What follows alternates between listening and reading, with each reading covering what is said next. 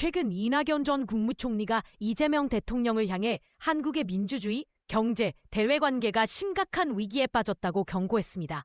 그는 이 같은 우려를 SNS를 통해 공개적으로 표현하며 사법 리스크와 경제적 무능이 겹쳐 최악의 상황을 초래하고 있다고 말했어요. 이낙연 전 총리는 대선 당시부터 이재명 대통령의 정부를 괴물 독재 국가로 우려하며 경고의 목소리를 높여왔습니다. 8월 말부터는 정부와 더불어민주당에 대한 비판이 더욱 거세졌으며 그의 우려가 현실로 드러나고 있는 상황입니다. 그는 민주주의의 위기를 강조하며 삼권 분립과 법치주의가 무너지고 있다고 지적했습니다.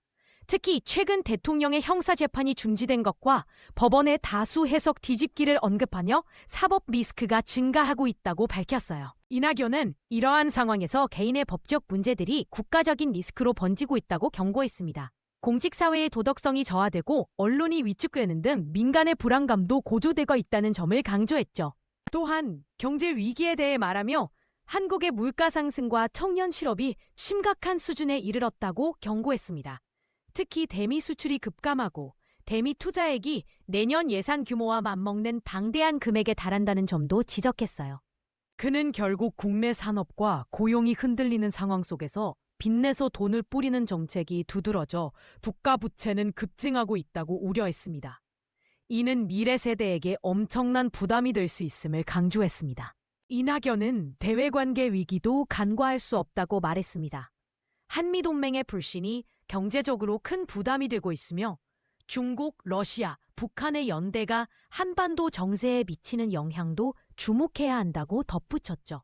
그는 정부의 대외 정책 기조를 일관성 있게 유지해야 하며 명확한 설명을 통해 국민의 신뢰를 회복해야 한다고 말했습니다. 특히 한미 정상회담의 결과에 대해 투명한 설명이 필요하다고 강조했습니다.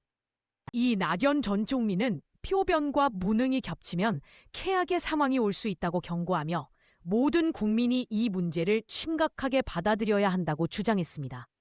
이는 단순한 정치적 문제가 아님을 시사하는 바입니다. 결국 이낙연은 한국이 직면한 여러 위기를 극복하기 위해 국민과 정부가 협력하고 서로의 목소리를 소중히 여겨야 한다고 강조하며 이날의 메시지를 마무리했습니다.